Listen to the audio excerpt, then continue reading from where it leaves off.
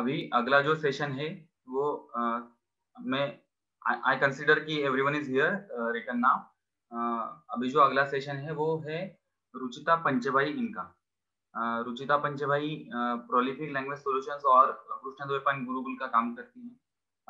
वो उनका MSc in microbiology and Sanskrit में भी उनका हुआ है अध्ययन।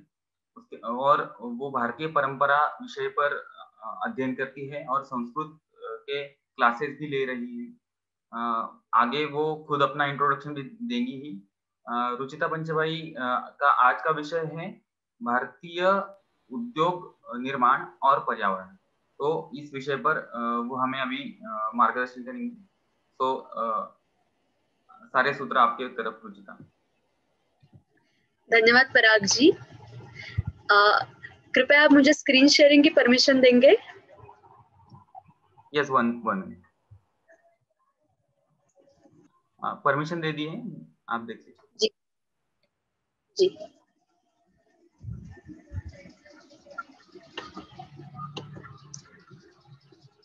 सभी को प्रणाम और पृथ्वी मोलाची फाउंडेशन का मनपूर्वक आभार कि आपने इस सुंदर विषय पे थोड़े से विचार प्रस्तुत करने का मुझे अवसर दिया। तो आज थोड़ा सा इस बारे में बात करेंगे कि भारतीय उद्योग निर्माण और पर्यावरण विचार। जब ऐसा सामने आया कि ये जो कॉन्फ्रेंस है, ये जो परिषद है, ये पर्यावरण के तत्वों के ऊपर आधारित है और मुझे जब इनवाइट किया गया कि आपको इसमें कुछ विचार प्रस्तुत करने हैं, तो बहुत सारे विषय थे, पर इस विषय पे हम सब लोगों ने मिलके विचार प्रस्तुत करने का डिसाइड किया। इसका कारण ये क्योंकि जब भी कभी हम पर्यावरण दूषित हो रहा है इसके बारे में बात करते हैं तो सबसे पहले हमारे सामने उसके कुछ कारण आते हैं और उसमें से जो प्रधान कारण है वो है उद्योग, इंडस्ट्रियलाइजेशन। सो ये जो सारे शब्द है ये हम बार बार उनका प्रयोग करते हैं और ऐसा कहते हैं कि ये जो इंडस्ट्रीज हैं ये पर्यावरण दूषित करने का एक प्रमुख साधन है। ये रहा एक पार्ट इसका। दूसरा पार्ट, जब इसमें हम विचार करते हैं तो एक विचार हम जैसे लोगों के मन में आता है कि भारत का जब हम विचार करते हैं तो भारत में तो ऐसा कहा जाता है कि बहुत समृद्ध उद्योग परंपराएं थी। तो इतने बड़े बड़े उद्योग अगर जब भारत में पहले होते थे तो तब पर्यावरण दूषित नहीं होता था क्या? तो पर्यावरण का संतुलन तब कैसे बनाया जाता था और ऐसा पर्यावरण संतुलित करके उच्च प्रति के जो कुछ भी उद्योग है वो कैसे निर्माण किए जाते थे? तो ये प्रश्न किसी भी सेंसिबल मानव के दिमाग में आते हैं और फिर ऐसा विषय सामने आता है कि भारतीय उद्योग निर्माण और पर्यावरण विचार। तो जब ये विषय हमें प्रस्तुत करना है, इसके ऊपर चर्चा करनी है, तो हमारे सामने कुछ उसकी रूपरेखा होनी चाहिए, उसका कुछ एक स्केल होना चाहिए कि किस दिशा में हम आगे बढ़े। तो मुझे लगता है कि अगर इस विषय पे चर्चा करनी है तो सबसे पहले हमें उद्योग की संकल्पना समझनी होगी। प्राचीन भारतीय संकल्पना, उसके साथ आधुनिक और वैश्विक संकल्पना कि उद्योग की तरफ हम कैसे देखते हैं, उसमें हम किस प्रणाली का विचार करते हैं। उसके बाद ये विषय हम सबको अच्छे से पता है, हम सब एनवायरमेंटलिस्ट हैं और इस विषय पे काफी कुछ जानकारी रखते हैं कि औद्योगिकीकरण से पर्यावरण की हानि कैसे होती है। कैसा है कि हम एक शब्द का प्रयोग करते हैं, औद्योगिक क्रांति। जैसे अभी कापसे जी ने हरित क्रांति के बारे में कुछ बातें बताई, वैसे ही औद्योगिकी क्रांति हम कहते हैं। कैसे कहेंगे उसे क्रांति? क्रांति क्या होती है? क्रांति जो होती है जो मानव का जीवन बदल देती है। क्रांति जो होती है वो मानव को एक उन्नत जीवन जीने के लिए दिशा दिखाती है।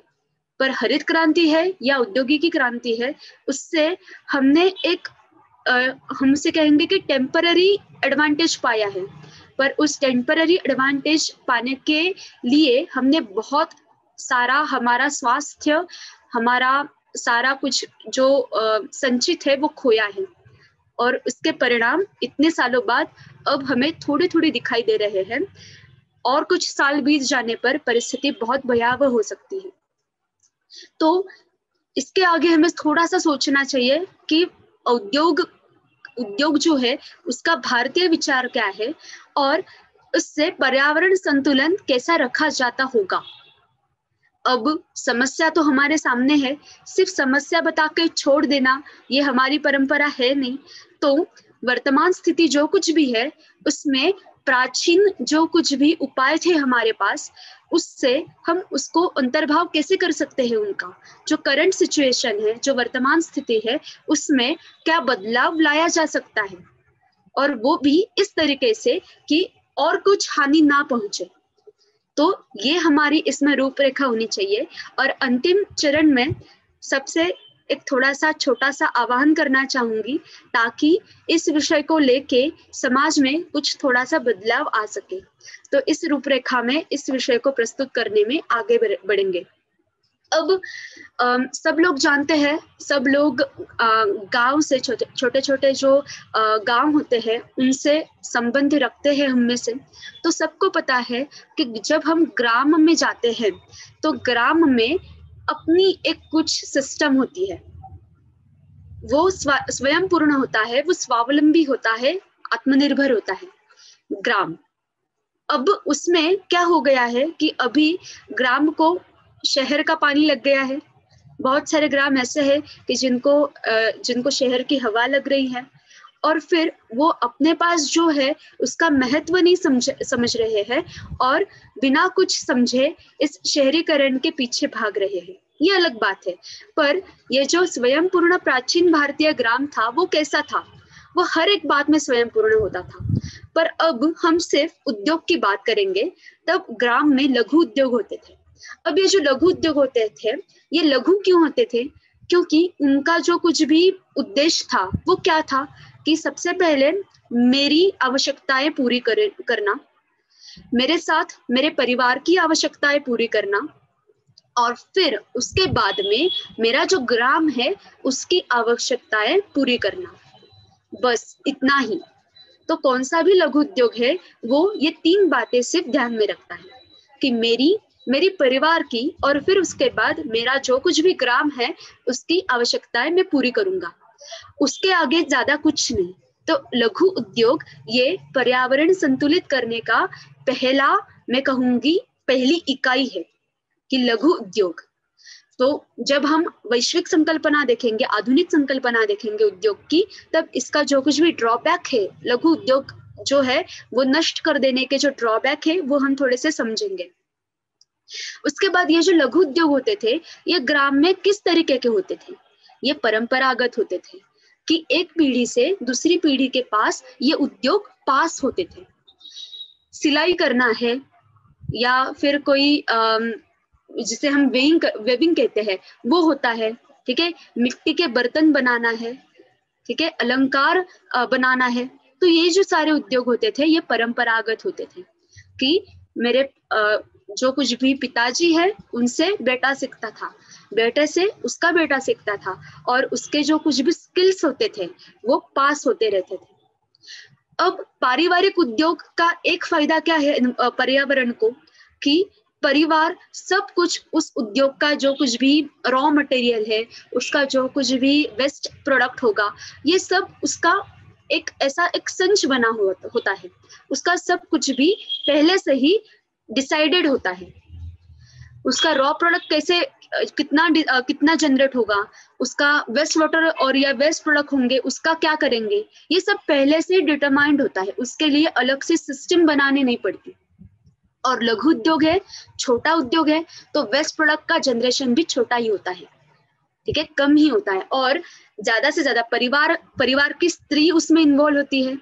तो उसमें जो कुछ भी हमारे घर की जो स्त्रियां होती है उनका तो हमें एक स्वभाव पता होता है कि कभी भी वो जो कुछ भी वेस्ट है वो ज्यादा से ज्यादा इस्तेमाल करने की कोशिश करती है, और फेंक देना ये लास्ट ऑप्शन होता है। तो ये जो स्वभाव है, ये जो नेचर है, ये उद्योग में भी काम होता है। तो इसके लिए जो रिसाइकल हम कहते हैं उसका अच्छे से अच्छे तरीके से इस्तेमाल हमें लघु उद्योग में दिखाई देता है।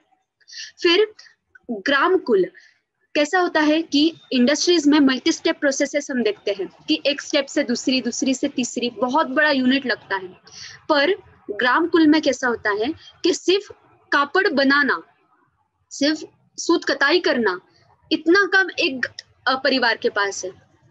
वो जो सूत कताई है उससे कपड़े सिलाना, ये काम दूसरे परिवार के पास है। उसको डाइंग करना, उसको रंग देना, ये काम तीसरे परिवार के पास है। सो ये पूरा एक कुल बनता है और कुल से कुल एक उद्योग चलता रहता है। इससे क्या होता है कि एक हम कह सकते हैं कि एक डिस्ट्रीब्यूशन होता है। कैसा, किसका डिस्ट्रीब्यूशन? सबका डिस्ट्रीब्यूशन, रॉ मटेरियल्स का डिस्ट्रीब्यूशन, वेस्ट प्रोडक्ट जनरेशन का डिस्ट्रीब्यूशन, अर्थव्यवस्था का डिस्ट्रीब्यूशन, ये सब अच्छी तरह से इसका डिस्ट्रीब्यूशन होता है। तो ग्राम कुल से हमें ये मिलता है। अब रॉ प्रोडक्ट्स की जब बात आती है, रॉ मटेरियल की जब बात आती है, तो ऐसे ही रॉ मटेरियल्स यूज किए जाते हैं जिसमें नैसर्गिक, स्थानिक नैसर्गिक संसाधन इस्तेमाल किए जाए, उनका प्रयोग किया जाए। क्या होता है, अब मेरी कौन सी भी इंडस्ट्री हो, उसके लिए मुझे जो कुछ भी रॉ मटेरियल चाहिए वो मैं दूसरे स्थान से उसकी आयात करती हूँ। फिर उसका ट्रांसपोर्ट के लिए अलग से पर्यावरण की हानि, फिर जो कुछ भी रॉ मटेरियल है वो मेंटेन रहना चाहिए, ओके, वो उसका जो कुछ भी नैसर्गिक रूप है वो वैसे ही रहना चाहिए। इसके लिए उस पर प्रोसेसिंग, उसका प्रिजर्वेशन, उसके लिए अलग से मुझे क्या करना पड़ता है, तो मुझे एक प्रोसेसिंग यूनिट लगाना पड़ता है। तो ये बढ़ता है काम। तो ऐसा ही बिजनेस एस्टैब्लिश करो, ऐसा ही उद्योग वहां पे निर्माण करो जिसमें सिर्फ स्थानिक नैसर्गिक संसाधन की ही आवश्यकताएं लगे। फिर मानवीय संसाधन, ये भी एक संसाधन है और इसका अधिकतम प्रयोग ये लघु उद्योग का सबसे बड़ा वैशिष्ट्य है। अब इंडस्ट्री की तरफ हम देखते हैं तो मानवीय संसाधन का प्रयोग इतना नहीं होता। सब कुछ जो कुछ भी इंस्ट्रूमेंट्स है उसके ऊपर हम सबसे ज्यादा डिपेंडेंट है। तो मानवीय संसाधन जो है उसका जो उपयोग है वो तो कम हुआ है, पर उससे जो कुछ पर्यावरण की हानि हो रही है इंस्ट्रूमेंटेशन से, ये हानि यहाँ पे नेचुरली हम कम कर रहे हैं। और इसमें ये जो संस्कार है ये सबसे ज्यादा इम्पोर्टेंट है। प्रोसेसिंग को, जो कुछ भी प्रयोग में, जो कुछ भी हम उद्योग कर रहे हैं उसमें जो कुछ भी प्रोसेसेस हो रहे हैं उसमें संस्कार हो रहा है। एक प्रयोग से दूसरे प्रयोग तक क्या हो रहा है, संस्कार हो रहा है। प्रोसेस नहीं है इसमें, एक रॉ मटेरियल से एक प्रोडक्ट बनाना ये एक तरीके का संस्कार है और इसमें कम से कम चीजें फेंकना पड़े, ये हमें इसमें ध्यान रखना है। ये रहा प्राचीन भारतीय उद्योग की संकल्पना का विचार। अब जब हमारे सामने आधुनिक संकल्पनाएं हैं उद्योग की, तो इस पे पहले बात आती है कि हम लार्ज स्केल प्रोडक्शन पे बिलीव करते हैं। विशाल स्तर पे उत्पादन करो, विशाल स्तर पे उत्पादन करना है तो विशाल स्तर पे प्रोडक्शन, ये पोल्यूशन होगा, विशाल स्तर पे वेस्ट वाटर या वेस्ट प्रोडक्ट जनरेशन होगा, विशाल स्तर पे आपको सारी प्रॉब्लम्स फेस करनी पड़ेगी। एनर्जी, जो कुछ भी ऊर्जा है उसका जो कुछ भी प्रयोग होगा वो भी विशाल स्तर पे ही होगा। तो ये सबसे बड़ी चीज है जिसमें आप एनवायरमेंट को एक बहुत बड़ा थ्रेट निर्माण करते हैं। अब जैसे कि मैंने अभी अभी कहा कि विभिन्न जगहों से साधनों का आयात करना, मेरा जो कुछ भी ये तो विचार नहीं है कि मैं जो कुछ भी प्रोडक्ट अब जनरेट करने वाली हूँ उस प्रोडक्ट का जो कुछ भी उस प्रोडक्ट की मांग है वो इस पर्टिकुलर एरिया में है कि नहीं। इंडस्ट्री एक जगह पे होती है, उसका डिस्ट्रीब्यूटर अलग जगह पे होता है और जो लोग वो इंडस्ट्री का प्रोडक्ट खरीदते हैं वो तीसरी जगह पे होते हैं। हाँ, इसमें जीवनावश्यक चीजें जो है वो अलग है क्योंकि जीवनावश्यक चीजों का हर जगह पे कुछ ना कुछ रिक्वायरमेंट रहता है, पर बाकी के प्रोडक्ट्स जो है उनका कुछ एक ऐसे लोकलाइजेशन पे ही ज्यादा मांग रहती है। तो इसका विचार तो इंडस्ट्री जब स्टैब्लिश करते हैं तब किया ही नहीं जाता। तो दूर दूर की जगह से रॉ प्रोडक्ट्स मंगाया जाता है और दूर दूर की जगह पे अपना प्रोडक्ट पहुंचाया जाता है। सो इसमें ट्रांसपोर्टेशन आया, ट्रांसपोर्टेशन है तो इसमें जो कुछ भी व्हीकल्स है उसका यूज आया, तो अल्टीमेटली पोल्यूशन बढ़ा। अब इंस्ट्रूमेंटेशन बढ़ गया है, मनुष्य बल का हम न्यूनतम उपयोग कर रहे हैं, तो इसका ड्यूअल हानि है। एक तो मनुष्य जो है उसका रोजगार कम हुआ, और जो कुछ भी इंस्ट्रूमेंटेशन है उसका उपयोग बढ़ा, और अल्टीमेटली एनवायरमेंट पोल्यूशन के लिए हमने कंट्रीब्यूट कर दिया। यांत्रिकीकरण, यंत्र होते थे ना पहले, ऐसा नहीं है कि यंत्र नहीं होते थे, यंत्र होते थे, पर उसके लिए जो कुछ भी आपको एनर्जी देनी है वो मैनुअल एनर्जी ज्यादा थी या प्राणी शक्ति ज्यादा यूज की जाती थी। अब हम क्या करते थे, अब हम इलेक्ट्रिसिटी यूज करते हैं, या कुछ तो एक सोलर एनर्जी, विंड एनर्जी ये यूज करते हैं। हाँ, अगर सोलर एनर्जी, विंड एनर्जी है तो भी अच्छी बात है, पर ये इलेक्ट्रिसिटी का क्या करें, थर्मल एनर्जी का क्या करें, क्योंकि ये एनर्जी अगर आप अपने यंत्र चलाने के लिए यूज कर रहे हैं तो उससे भी पोल्यूशन होता है। और यहाँ पे पिछले इसमें प्राचीन भारतीय संकल्पना में हमने संस्कार देखा था, इसमें प्रक्रिया है। यही सबसे बड़ी बात है कि आधुनिक संकल्पना में, उद्योग में हम प्रक्रिया का विचार करते हैं, पर इसमें संस्कार का विचार किया जाता है। एक छोटा सा उदाहरण दूंगी कि आप खेती कर रहे हैं, खेती के बारे में हमने बहुत कुछ सुना, अभी खेती कर रहे हैं तो इसमें ऐसा एक बीज संस्कार नाम की एक प्रक्रिया है। देखो, नाम में ही संस्कार है कि वो जो बीज है वो सबसे अच्छी तरीके से अच्छे पेड़ उगाए, उससे अच्छे से पेड़, अच्छे से अच्छा जो कुछ भी आपका क्रॉप है, पेड़ है, वो उगाया जाए, इसके लिए उस पर संस्कार किया जाता है।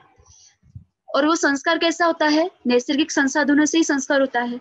आपका गोबर होता है, आपका गोमूत्र होता है, वनस्पतियां होती है अलग अलग, तो उनके रस में उस बीज को क्या किया जाता है, उसमें डुबाया जाता है कुछ दिनों के लिए और फिर बोया जाता है। ये रहा संस्कार। पर प्रक्रिया में क्या होता है, प्रक्रिया में ऐसे नहीं होता है। सिर्फ प्रक्रिया में एक आपका बीज है, उसको एक मशीनरी से पास करो, इससे एक्सपोज करो, उससे एक्सट्रैक्ट करो, ये ऐसी बातें प्रक्रिया में होती है। तो ये माइंडसेट का डिफरेंस है, इसमें प्रक्रिया है, उसमें संस्कार है। अब देखिए कि जब हम इंडस्ट्रीज की बात कर रहे हैं तो ये अपना जो गवर्नमेंट का सेंट्रल पोल्यूशन बोर्ड है उसका रिपोर्ट है, उस रिपोर्ट के हिसाब से उन्होंने ये 17 इंडस्ट्रीज जो है ये एनलिस्ट किए हैं जो सबसे ज्यादा से ज्यादा पोल्यूशन क्रिएट करती है। तो अगर हमने इस इंडस्ट्रीज के नाम पढ़े तो 90% इंडस्ट्रीज जो ऐसी है जो जिनके प्रोडक्ट्स हमें खुद को लगते हैं, हमारे दैनंदिन जीवन में इनका इस्तेमाल हम कहीं तो कहीं करते ही हैं। हर एक इंडस्ट्री अगर हम ध्यान से पढ़े तो डिस्टिलरी है, उसमें फर्मेंटेशन इंडस्ट्री आती है, शुगर इंडस्ट्री, शुगर तो हमारे जीवन का एक अविभाज्य भाग है, फर्टिलाइजर से खेती के लिए लगते हैं। तो हर एक इंडस्ट्री जो है वो हमसे जुड़ी हुई है। और फिर हम देख सकते हैं कि यही इंडस्ट्रीज हैं जो सबसे ज्यादा पोल्यूशन करती हैं, प्रदूषण करती है। तो अल्टीमेटली हम ऐसा कह सकते हैं कि टोटल जो कुछ भी हमारे कंट्री का पोल्यूशन हो रहा है उसमें हम भी तो कंट्रीब्यूट कर रहे हैं। तो क्या करें, ये सब कैसे हम कंट्रोल में लाएं? तो उसके लिए हमें क्या करना पड़ेगा, ये चतुसूत्री जो है ये थोड़ी सी हमारे जीवन शैली में, और अगर हम बिजनेसमैन हैं तो उसमें इसका उपयोग करना होगा। तो ये क्यों करना होगा कि अब हमारे पास क्या है, वर्तमान स्थिति हमारे सामने है और भारतीय दृष्टि का थोड़ा बहुत ज्ञान हम रखते हैं। तो अगर मेरे पास, मैं एक बिजनेसमैन हूँ और मुझे क्या करना है, मुझे ये समझा है कि समस्या क्या है, तो मुझे कुछ बदलाव लाना है, तो किस तरह लाया जाए। कोई अगर आपको ऐसे बोलेगा कि नहीं आपका जो बिजनेस है वो बंद कर दो और एक छोटा सा अपने पारिवारिक बिजनेस आप शुरू कर दो, तो ये प्रैक्टिकली पॉसिबल नहीं है। तो उसके लिए आप क्या करो, आप क्या कर सकते हो, ये चतुसूत्री का इस्तेमाल कर सकते हो। क्या है वो? सबसे पहले जरूरत क्या है वो समझो। किसकी जरूरत? खुद की जरूरत सबसे पहले, मेरी जरूरत क्या है, मेरे परिवार की जरूरत क्या है, मेरे शहर की, अब हम शहर में रहते हैं तो शहर की जरूरत क्या है, और मैं जिस समाज से जुड़ा हूँ उसकी जरूरत क्या है। जीवन आवश्यक वस्तु का ही क्या कर सकते हैं, हम प्रोडक्शन कर सकते हैं। और ये बात ये पेंडेमिक के काल में हम सब अच्छी तरह से समझे हैं क्या, कि जो कुछ भी जीवनावश्यक प्रोडक्शंस नहीं है वो सब बंद किए गए। जो कुछ भी जीवनावश्यक चीजें नहीं है वो सरकार ने या जो कुछ भी हमारी गवर्नमेंट है उसने बंद कर दिए। सही है ना। और जो कुछ भी जीवन आवश्यक ही है उसका ही प्रोडक्शन पेंडेमिक में चला। तो ऐसा बिजनेसमैन जो जीवन आवश्यक चीजों का ही प्रोडक्शन करता है उसका इस पेंडेमिक में नुकसान नहीं हुआ। इसका नुकसान हुआ जो चैन की चीजें प्रोडक्ट करता, उसका प्रोडक्शन करता है। कॉस्मेटिक इंडस्ट्री, क्या जरूरत है उसकी? कॉस्मेटिक्स कब इस्तेमाल करेंगे? जब मेरे पास बहुत सारा पैसा है, मुझे पेट की चिंता नहीं है, तब कॉस्मेटिक यूज करेंगे। ये डिस्टिलरी है, फर्मेंटेशन इंडस्ट्रीज है, तो इसमें अगर ये वाइनरीज, ये जो कुछ भी है बहुत इंपॉर्टेंट है, किसानों को रोजगार देती है, वो सब कुछ ठीक है, पर ये जीवन आवश्यक है क्या? नहीं। तो ये बंद कर दी गई। अब जब कंडीशंस अब हमारे हाथ में है तब ये सब कुछ बाद में शुरू हो गया। पर अगर ऐसी नैसर्गिक आपत्ति आती है, ऐसी बहुत बड़ी हमारे सामने समस्या खड़ी हो जाती है, तो जो कुछ भी जरूरत की चीजें प्रोडक्शन की कंपनी है या ऐसा उद्योग है वही शुरू रहता है। तो अगर इस चतुसूत्री का हमें प्रयोग करना है तो सबसे पहले जरूरत को समझो, खुद की, परिवार की, और फिर उसके बाद जिस समाज से आप जुड़े हो उसकी जरूरतें समझो। फिर पहचानो, क्या पहचानो कि मेरा जो कुछ भी बिजनेस है, अभी मुझे पता नहीं था कि भारतीय विचार क्या है, मुझे नहीं पता है, पर अगर विद्वानों से या पुस्तकें पढ़ के अभ्यास करके मैंने समझा है कि भारतीय विचार क्या है, तो मेरे बिजनेस में, मेरे व्यवसाय में मैं उसका प्रयोग कैसे कर सकता हूँ। तो पहचान किसकी होनी चाहिए कि मेरे बिजनेस में किस स्टेप में सबसे ज्यादा पोल्यूशन होता है, किस स्टेप में अनावश्यक चीजें होती है, और पहले किस स्टेप में अनावश्यक चीजें मैं करता हूँ, इसे पहचानो। और फिर अगर शक्य है, अगर ये हो सकता है, तो वो जो कुछ भी स्टेप है वो अवॉइड करो। अगर नहीं हो सकता, उससे बहुत लोगों को रोजगार मिलता है या आपका बिजनेस उस स्टेप से ही जाना जाता है, तो उसमें ऐसे कुछ बदलाव करो, अभ्यास करके, विचार करके, जो भारतीय परंपरा से जुड़े हुए हो। इसका एक उदाहरण देखेंगे छोटा सा बाद में, ये 4 स्टेप हो जाने के बाद, पर ये पहचान इसकी करनी है। फिर प्रक्रिया को अवॉइड करो, प्रक्रिया छोड़ दो, संस्कार अपनाओ। प्रक्रिया क्या होती है? प्रक्रिया में आपके प्रोडक्ट का, आपके लोगों का, आपके ग्राहकों का विचार नहीं है। प्रक्रिया सिर्फ प्रक्रिया है। एक मशीनरी, या हम ऐसा कह सकते हैं कि रोबोट कैसे काम करता है, कुछ फीलिंग्स नहीं समझता है, वैसे ये सिर्फ प्रक्रिया होती है। तो प्रक्रिया मत कीजिए, संस्कार कीजिए। किस पे संस्कार कीजिए? प्रोडक्ट्स के, आपके जो उत्पाद है उन पे संस्कार कीजिए। अगर आपको बीज बोना है तो उस बीज के बारे में सोचो, वो बीज से जो कुछ भी आपका पौधा उगने वाला है उस पौधे के बारे में सोचो, और फिर वो पौधा उससे जो जिसके पेट में जाने वाला है उसका भी सोचो। ये होता है संस्कार। सो अगर आप ऐसा सोचोगे तो आपका जो हाथ है वो कभी भी जो रासायनिक द्रव्य है उसके आगे जाएगा ही नहीं, उसके सामने वो हाथ में आप लोगे ही नहीं। संस्कार के बारे में अगर सोच रहे हो तो आप नैसर्गिक संसाधनों के बारे में ही सोचेंगे। सो ये संस्कार इस तरीके से बहुत ही ज्यादा महत्वपूर्ण होता है। और फिर ये सारा विचार करके अच्छे से आपका जो कुछ भी स्टार्टअप है, जो कुछ भी बिजनेस है, उसमें जिस स्टेप में पॉसिबल है, जिस स्टेप में हो सकता है, उस स्टेप में यहाँ इन सब सारी बातों का अंतर्भाव कीजिए, ताकि आपका जो कुछ भी बिजनेस है उसमें वातावरण प्रदूषित करने का जो कुछ भी प्रमाण है वो सबसे पहले कम हो, और कम होते होते वो न्यूनतम होते होते पूरा का पूरा नष्ट ही हो जाए।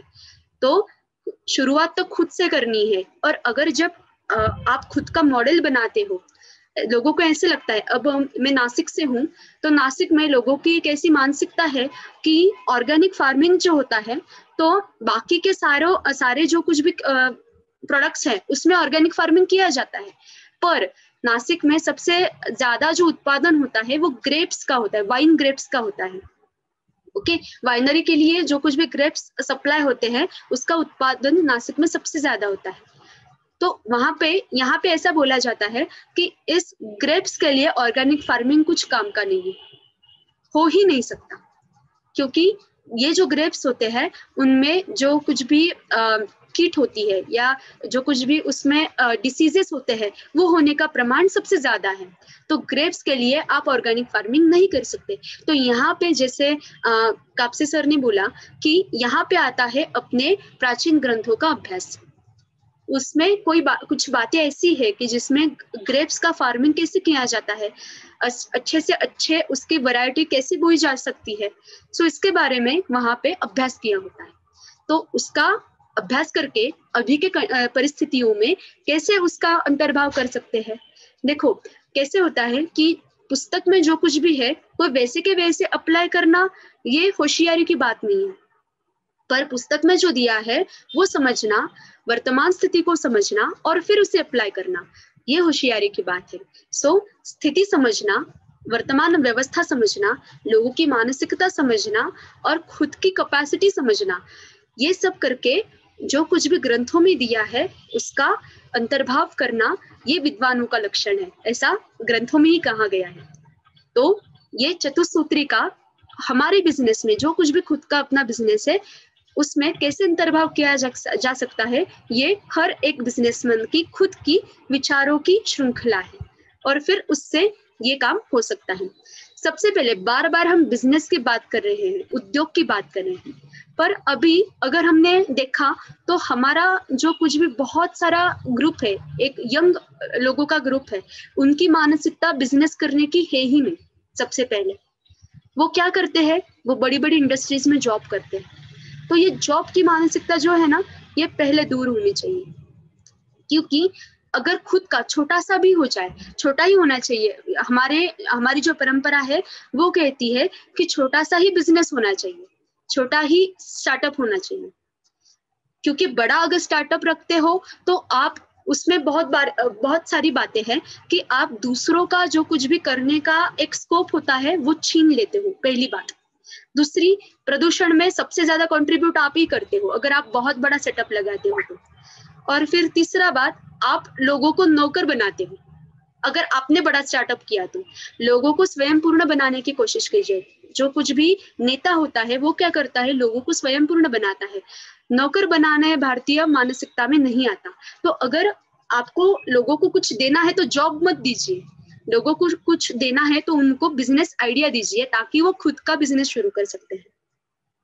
मदद तो सबकी लगती है, तो 2, 4, 8, 6, 8, 10 ये जो बिजनेसमैन है ये एक दूसरे को लिंक कर सकते हैं, पर खुद का जो कुछ भी उनका अस्तित्व है वो खोना नहीं चाहिए उन लोगों ने। तो ये है हमारी भारतीय मानसिकता। बातें तो बहुत ज्यादा है करने जैसी, पर हमारे पास समय की कमी भी है और सिर्फ एक इंट्रोडक्शन के स्वरूप में ये विषय आपके सामने रखा है। सिर्फ एक इसका उदाहरण लेंगे और यहाँ पे मैं रुकना चाहूंगी। उदाहरण देखिए, ऐसा एक ले सकते हैं कि जब भारतीय उद्योग के बारे में हम बात करते हैं तो सबसे बड़ा उद्योग है वस्त्रोद्योग। सबसे बड़ा उद्योग प्राचीन काल से आज तक वस्त्रोद्योग ने भारतीय उद्योगों के लिस्ट में एक अपना स्थान पाया है। तो ये जो वस्त्रोद्योग है, ये वस्त्रोद्योग भी लघु उद्योग हुआ करता था, अभी भी है। अभी किसी उद्योग ने अगर अपना खुद का जो नेटिव स्ट्रक्चर है, नेटिव जो रूप है वो नहीं छोड़ा है तो वो है ये वस्त्रोद्योग। अभी भी छोटे छोटे ग्रामों में आप देख सकते हैं कि वस्त्रोद्योग अपने अपने तरीके से शुरू है, अपनी अपनी स्पेशलिटी से वो शुरू है। पर ये जो वस्त्रोद्योग है इसने बड़े बड़े शहरों में एक बड़ा रूप धारण किया है, जिसे हम टेक्सटाइल इंडस्ट्री कहते हैं। अब ये जो टेक्सटाइल इंडस्ट्री है, मैं सब स्टेप्स की बात नहीं करूंगी। हम सबको थोड़ा सा पता होगा कि सेल्यूलोज फाइबर्स होते हैं। ये जो फाइबर्स होते हैं उसका एक एड्सॉर्प्शन का रेट होता है। ये जो एड्सॉर्प्शन का रेट है तो उससे ये स्टडी करके किस रेट से ये डाई एड्सॉर्ब करता है, ये सारा स्टडी करके डाई का कॉन्सेंट्रेशन बनाया जाता है।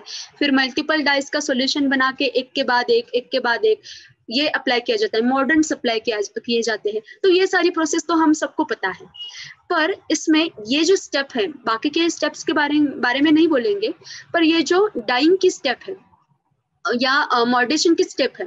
तो इसमें क्या किया जाता है, ये एड्सॉर्प्शन का रेट स्टडी करके उसमें जो कुछ भी डाइस का सॉल्यूशन बनाया हुआ होता है, उसमें आपका जो कुछ भी वस्त्र है, आपका जो कापड़ है, उसे आप क्या करते हो, तो आप उसे डिप करते हैं। फिर एक समय के बाद वो क्या करता है, वो जो डाई है वो एड्सॉर्ब कर लेता है। ये हो गया आपका प्रिलिमिनरी डाई। फिर ये होने के बाद जैसे घर में प्राइमर लगाते हैं, वैसे ये एक तरीके का प्राइमर ही हुआ। फिर दूसरा डाई, तीसरा डाई। तो आपके कलरफुल जो कुछ भी वस्त्र है, प्रिंटिंग एक अलग बात है। तो वुडन ब्लॉक से, अब वुडन ब्लॉक तो पहले हुआ करते थे, अब तो ये भी काम मशीन से होता है। तो इससे प्रिंटिंग किए जाते हैं, एक प्रिंट, उसका स्क्रीन बनाया जाता है डाइस, अलग अलग डाइस से, और सिर्फ वो क्या किया जाता है, उसका स्टैंप दिया जाता है कपड़े के ऊपर। तो ऐसे ये सारे प्रोसेसेस है। अब इसमें क्या बात है कि ये जो डाइज होते हैं, अभी अभी हम पिछले सेशन में कैंसर की बात कर रहे थे। तो आप किसी भी साइंटिस्ट को या किसी भी डॉक्टर से जाके पूछो कि ये जो डाइज होते हैं, ये कैंसर कॉजिंग एजेंट्स होते हैं, जिन्हें साइंटिफिक टर्म में कार्सिनोजेनिक कहा जाता है। अगर ये जो डाइज होते हैं, इनका आपके स्किन से या आपके रेस्पिरेटरी सिस्टम से, आपके जेनाइटल्स से, या आपके किसी भी बॉडी जो कुछ भी ऑर्गन है, उससे एक समय से ज्यादा अगर कांटेक्ट आता है, तो ये बहुत बड़ी शक्यता है कि आपको कैंसर हो सकता है। पहले ही कैंसर को लाइफस्टाइल डिसऑर्डर कहा गया है WHO से। तो पहले ही समाज में कैंसर होने की जो कुछ भी शक्यता है, वो पहले से ज्यादा है। और फिर ये अलग अलग जो कुछ भी फैक्टर्स है, जिसे एक्सटर्नल फैक्टर्स कहा जा सकता है, इससे भी कैंसर होता है। तो हम कितना बड़ा रिस्क ले रहे हैं इस डाइंग से। और होता इसका, अगर आप डाइंग इंडस्ट्रीज का कोई भी रिसर्च देखोगे या सर्वे देखोगे, तो आपको समझ में आएगा कि इसमें जो कुछ भी सर्वे किया जाता है, तो उसमें कितने कैंसर पेशेंट्स है जो इस डाइस को एक्सपोज हुए हैं, उनका भी स्टडी होता है। तो पॉसिबिलिटी रेट बहुत ज्यादा है इसका। तो इसमें टेक्सटाइल इंडस्ट्री का ये तो एक स्वास्थ्य का एक हानिकारक इफेक्ट हमने देखा। दूसरा एनवायरमेंट का इफेक्ट, कि जो कुछ भी आपकी इंडस्ट्री है, टेक्सटाइल इंडस्ट्री है, इससे हर एक स्टेप से जो वेस्ट वाटर जनरेट होता है, ये वेस्ट वाटर जो होता है, इसका बीओडी इतना ज्यादा होता है, इतना ज्यादा कि बस उसके लिए आपको जितना आप इन्वेस्ट कर रहे हो आपके टेक्सटाइल इंडस्ट्री में, उससे इक्वल या थोड़ा सा उस प्रोपोर्शन में आपको उसके प्यूरिफिकेशन या वेस्ट वाटर ट्रीटमेंट के लिए इन्वेस्ट करना पड़ता है। या वेस्ट वाटर ट्रीटमेंट में आपका टैंकर भर के वेस्ट वाटर सप्लाई करना पड़ता है। तो इतना ज्यादा इसका बीओडी है, ये खर्चा बढ़ा इसका फिर। और इतना करने के बावजूद भी आपका बीओडी कम आएगा कि नहीं, ये पता नहीं। तो वाटर सोर्सेस, वाटर बॉडीज जो है आपकी, तो ये वाटर बॉडीज पोल्यूट करने में सबसे ज्यादा कंट्रीब्यूशन टेक्सटाइल इंडस्ट्रीज देती है। सबसे ज्यादा पार्ट टेक्सटाइल इंडस्ट्रीज का होता है। और आप उसमें 100% ऐसा कह ही नहीं सकते कि मेरा जो वाटर है ये अब प्यूरिफाई हो गया है, ऐसा नहीं हो सकता। और ये कैंसर कॉजिंग रिएजेंट्स तो उसमें पहले से मौजूद है। तो अगर हम कह रहे हैं कि हमारे भारत में ये वस्त्रोद्योग बहुत बड़ा होता था, भारतीय वस्त्रों के बारे में बहुत बोला जाता है, उसकी अलग अलग कहानियां भी है, तो ये डाइंग कैसे होता था, ये रंग कैसे प्रयोग में लाते थे वो लोग, तो उसके लिए भी आप अगर कुछ रिपोर्ट्स देखोगे, तो आपको उसके कुछ क्या कहेंगे उसे, उसके ऑब्जर्वेशंस मिलेंगे कि जो कुछ भी आपका केसर होता है, जो कुछ भी आपके वनस्पति के एक्सट्रैक्ट्स होते हैं, उनके जो कुछ भी सार होते हैं, उनसे रंग बनाए जाते थे। गेरू होता है, गेरू से रंग बनाया जाता था। तो ये नैसर्गिक स्वरूप में रंग बनाए जाते थे, और फिर इससे आपके जो वस्त्र है उनका डाइंग होता था। अब अगर ये जो कुछ भी वाटर प्रोड्यूस होता है, इसमें वेस्ट वाटर जो कुछ भी प्रोड्यूस होता है, इसमें अगर इनका एक्सट्रैक्ट आया भी तो ये एक आपके सॉइल के लिए या आपके प्लांट्स के लिए एक न्यूट्रिशन का सोर्स करके काम करेगा। सब नहीं, पर कुछ न्यूट्रिशन का सोर्स करके काम करेंगे। अगर वनस्पतियों के एक्सट्रैक्ट्स आप यूज कर रहे हो रंगों के लिए, तो वो दूसरे वनस्पतियों के लिए एक न्यूट्रिशन का सोर्स करके काम करेंगे। तो इससे क्या होगा, इससे एक बात आपका पॉल्यूशन नहीं होगा, और दूसरी बात ये हो सकती है कि आपका जो कैंसर कॉजिंग जो कुछ भी एक रिएजेंट है जिससे आप बार बार एक्सपोज हो रहे हो, ये नहीं होगा। तो ये एक इंडस्ट्री का हमने एग्जाम्पल देखा, सिर्फ एक इंडस्ट्री का। ऐसे हर एक इंडस्ट्री का किया जा सकता है। पेपर और पल्प इंडस्ट्री है तो उसमें हमें पता है कि भूर्ज पत्रों का निर्माण किया जाता था। अब भूर्ज पत्रों का निर्माण करना ये वर्तमान स्थिति में शक्य नहीं है, ये नहीं हो सकता है, शक्यताएं नहीं है उसकी। पर उसके लिए हम क्या अल्टरनेटिव ढूंढ सकते हैं? तो इस चतुसूत्री में अंतर्भाव के अंतर्गत एक और पार्ट आता है कि आप क्या इसके लिए अल्टरनेटिव ढूंढ सकते हो और फिर उसका अंतर्भाव कर सकते हो। क्योंकि ये सब लोग देखिए आइडियल होना अच्छी बात है, पर इसमें हमारे जो कुछ भी व्यवस्थाएं हैं उसमें प्रमाणों का विचार कैसा किया जाए, तो ये भी ये सोचने की एक अलग बात है। और फिर यहाँ पे मैं रुकना चाहूंगी। ये यहाँ पे जो कुछ भी छोटे से फोटोग्राफ्स लिए हैं, ये प्राचीन भारतीय उद्योग कैसे होते थे ये दिखाने की यहाँ पे कोशिश की है।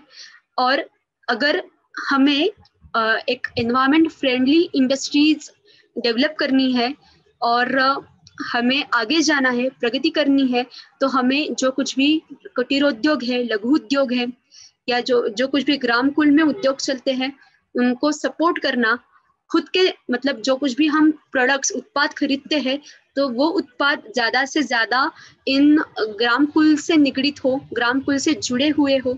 और अगर आप रॉ मटेरियल सप्लायर्स है तो इनको जो कुछ भी ये फार्मर्स होते हैं या जो कुछ भी ये ग्राम कुल के उद्योजक होते हैं उनको प्रायोरिटी होनी चाहिए रॉ मटेरियल्स सप्लाई करने की। तो ये हम अपने वैयक्तिक स्तर पे ये इतनी बातें कर सकते हैं ताकि दो चीजें हम दो चीजों का अंतर्भाव कर सके। एक जो प्रदूषण है एनवायरमेंट का, वातावरण प्रदूषण जो है, जल प्रदूषण है, जो कुछ भी मिट्टी का प्रदूषण हो रहा है, ये हम रोक सके, उसमें रोक डाल सके। और दूसरी बात, ये छोटे छोटे जो स्किल्ड वर्कर्स है उनका एक निर्माण, उनका जो रोजगार है वो सप्लाई करने में हमारी क्या हो जाए, एक स्टेप हम आगे बढ़ जाए। तो आप सब लोगों का बहुत ज्यादा धन्यवाद। अगर आपके इसमें कोई प्रश्न है तो उनका समाधान करने की पूरी कोशिश करूंगी। धन्यवाद।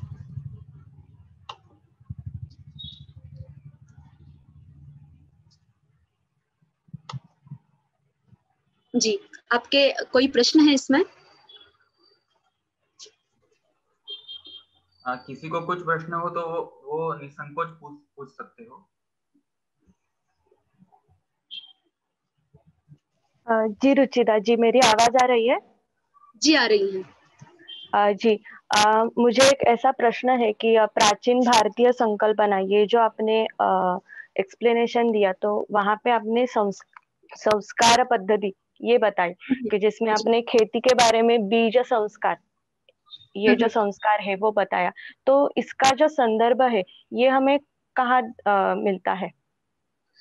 इसका जो संदर्भ है तो हर एक शास्त्र में, हर एक शास्त्र का जो कुछ भी ग्रंथ है, अगर कृषि के कृषि पराशर है या वृक्षायुर्वेद है तो उसमें हमें ये संदर्भ मिलेगा।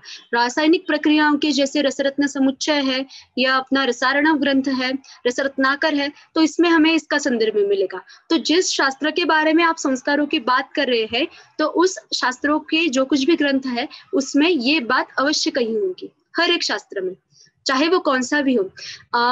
जो म्यूजिकल इंस्ट्रूमेंट्स बनाते हैं जिन्हें हम तंतुवाद्य होते हैं, तालवाद्य कहते हैं, तो उनके भी संस्कार का जो कुछ भी स्टेप है वो उनके निर्माण के ग्रंथों में कहा गया है। तो संस्कार ये भारतीय उद्योग का एक अविभाज्य अंग है। हम इसे प्रक्रिया नहीं कहते, हम इसको संस्कार कहते हैं। तो जो कुछ भी शास्त्र हो, जिस शास्त्र के बारे में आपको पढ़ना है, जिस शास्त्र के बारे में आपको समझना है, उस शास्त्र का प्रमाणभूत ग्रंथ लीजिए और उसमें आपको ये संस्कारों की आवश्यकताएं और संस्कारों की जो कुछ भी विधि है वो आपको दिखेंगी, धन्यवाद। कौन सा भी शास्त्र हो। जी धन्यवाद।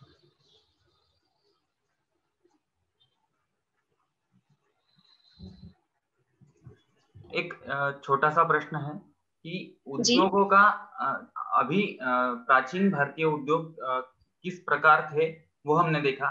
प्राचीन भारतीय अगर उस तरीके से उद्योग करना है तो वो कैसे किया जाए वो देखा। लेकिन क्या आप इस विषय पर हमें ज्ञान दे सकते हो कि अभी जो एस्टेब्लिश हुए बड़े उद्योग हैं उनका रूपांतरण उस पद्धति में कैसे किया जा सकता है, या फिर उनका जो सिस्टम अभी तैयार है, जो व्यवस्था तैयार है, उस तैयार व्यवस्था को उस व्यवस्था में रूपांतरित कैसे किया जा सकता है? यही तो सबसे बड़ी सोचने की बात है।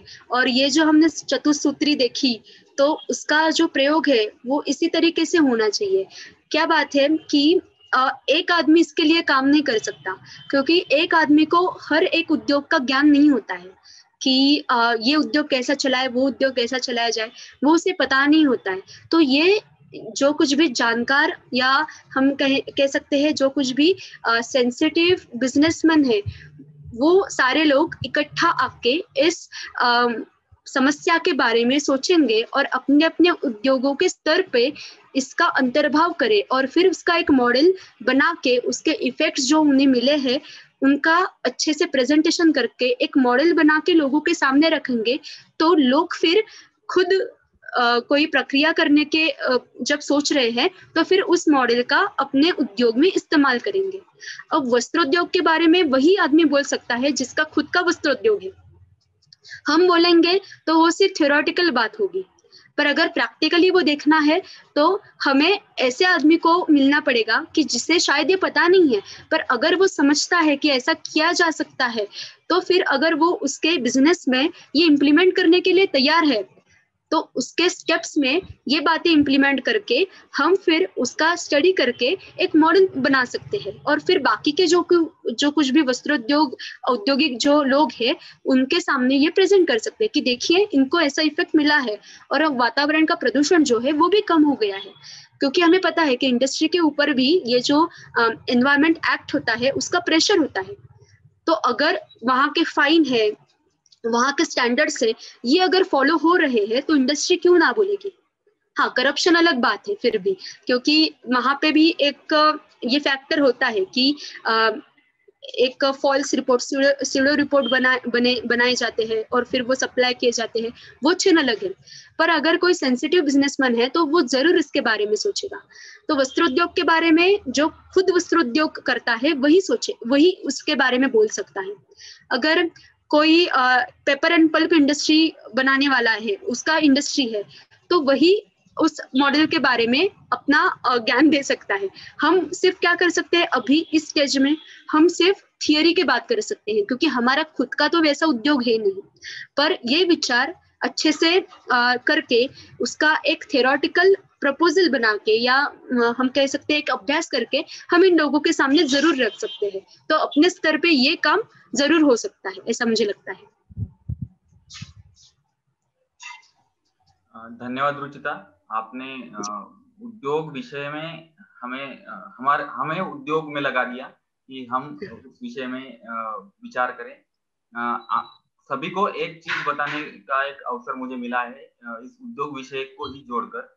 अभी कुछ दिन बाद से ये हम प्रकल्प शुरू कर रहे हैं। पृथ्वी मोलाची फाउंडेशन और आनंद वन जो है, हम मिलके पुणे और रत्नागिरी जिलों में इसी विषय पर काम करने वाले हैं। कुछ छोटे पैमाने पर उद्योगों की रचना, और वो सारे उद्योग जो इंडिजिनियस रिसोर्सेस है, जो नैसर्गिक संसाधन वहां पे मिलेंगे गाँव में, उनको यूज करके ही वो उद्योग स्थापित करने के लिए हम प्रयास करने वाले हैं। उसमें सबको ये बताने का भी मुझे अवसर मिला है कि उसमें हमारे साथ रुचिता जी भी जुड़ी हुई है, तो वो भी हमारे साथ उसमें काम करने वाली है।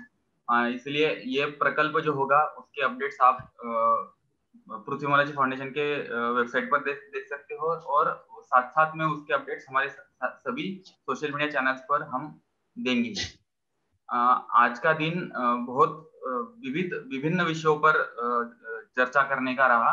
उसमें शुरुआत में हमने देखा कि पृथ्वी मोलाची फाउंडेशन की शुरुआत, श्री गोपाल कृष्ण सेवा संघ की शुरुआत और भारतीय विचार अनुसार या फिर इस भौगोलिक विभाग के विचारानुसार जो काम करना है आगे जाके वो किस तरह से किया जाए। बाद में पर्यावरण जो अभी फिलहाल जो चीजें हम यूज कर रहे हैं, जैसे कि प्लास्टिक की जो रोजमर्रा की चीजें हम यूज कर रहे हैं, उनका रूपांतरण बाम्बू में योगेश जी ने कैसे किया और हमें उपलब्ध कैसे करवा दिया, उस विषय पर हमें ज्ञान मिला। उसके बाद ज्ञानेश्वर कापसे जी ने हमें खेती, जो विष मुक्त खेती या फिर ऑर्गेनिक खेती कहा जाता है, उस विषय में बताया कि वो खेती करना सिर्फ हमारे स्वास्थ्य के लिए या फिर हमारी खेती या फिर हमारी जमीन के लिए नहीं, बल्कि हमारे जीवन के हर एक विषय को, विभाग को वो कैसे स्पर्श करती है और हमारा जीवन, जैसे रुचिता जी ने बताया कि लाइफस्टाइल डिसीजेज जो है, कैंसर जिसमें एक है, डायबिटीज एक है और विभिन्न लाइफस्टाइल डिसीजेज है, वो सब सुखकर करने के लिए या फिर हमारी लाइफस्टाइल अच्छी करने के लिए खेती का उपयोग कैसे किया जा सकता है, और उसके बाद उद्योग। तो एक चेन यहाँ पे सीरीज बन रही है। कल हम ऐसे ही विभिन्न विषयों पर फिर से चर्चा करने वाले हैं। कल डॉक्टर सुहास आगगावकर, डॉक्टर संजय आवटी, श्री चैत्राम जी पवार और कुछ लोग जिन्होंने पेपर सबमिट किए हैं, वो सब लोग हम अपने अपने विषय हमारे साथ शेयर करने वाले हैं और डिस्कस करने वाले हैं। तो आज का दिन यहीं पर समाप्त हुआ, ऐसा मैं कहता हूँ सबको। और कल फिर से आप सब लोग 5 बजे ज्वाइन कीजिए और कल फिर से ऐसे ही विभिन्न विषयों पर हम चर्चा करने के लिए आएंगे। धन्यवाद।